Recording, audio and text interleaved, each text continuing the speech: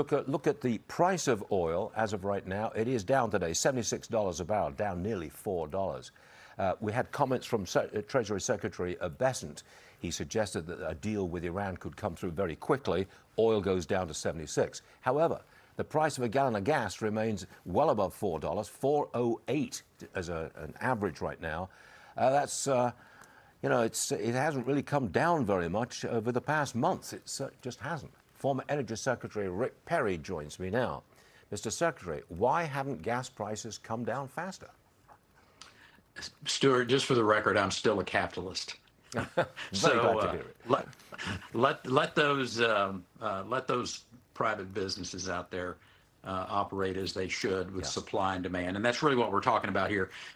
For the public to really absorb here, and I get it that the president would like to see lower gas prices, we all would, but it follows the crude prices, but it does it as a lagging indicator with the supply chain, with the refineries, et cetera.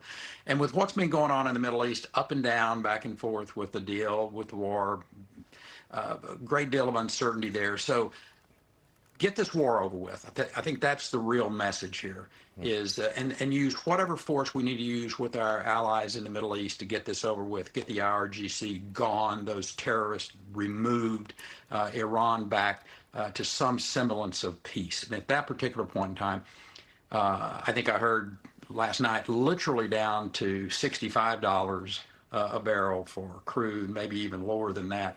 And we see that with some stability in there, and gas prices will go down to substantially appropriate levels and prices. So, you know, again, I think the president's doing a good job of working on this, but it is supply and demand. There's not any doubt about it. And I get it. It's easy to gripe about high prices. But, you know, would the president be griping if real estate prices per square foot were high? I got it. I got it. Texas, you got to explain this one too. Texas Governor Greg Abbott, he's delayed the approval of new data center projects in the whole state. Why did he do that? Is this to protect the grid in some way, the power grid? Well, the issues with the data centers is same kind of concept, and I'm not criticizing the governor here. I'm just basically saying that the people who were against fossil fuels, keep the fossil fuels in the ground, they don't want to talk about the human flourishing, the good things that come from fossil fuel. I will suggest to you with data centers, you have the same thing. There's a lot of good things that will come with data centers, jobs that get created. I want to really see the trades push forward in these communities that are going to be building these data centers, because we're going to need welders, HVAC, plumbers, electricians. We're going to need all those.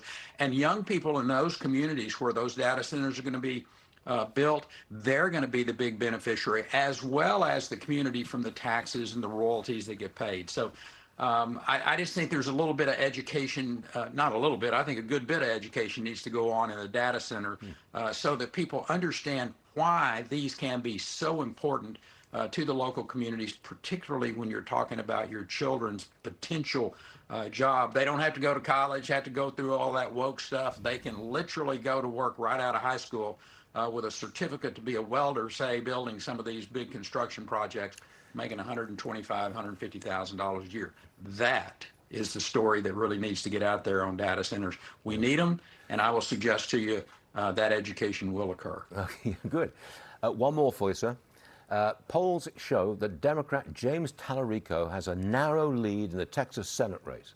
CNN analyst Harry Denton says, I know you're laughing. Look at Harry Denton. He says the Democrats could flip this Senate seat blue. Just watch.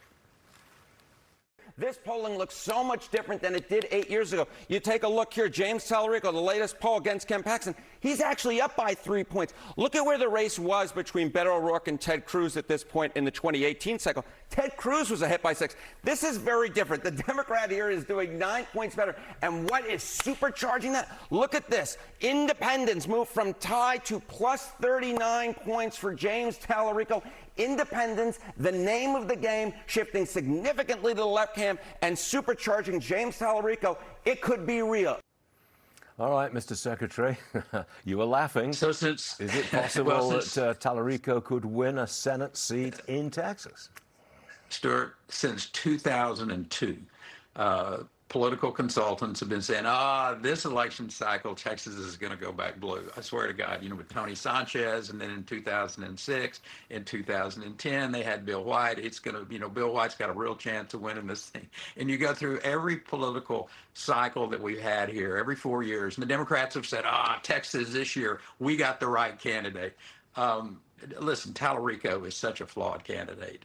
And this one is, again, blue sky and sunshine at this particular point in time. It's kind of like your football team in August. It's your favorite time of the year because you're going to win the national championship in August before you've ever played a game.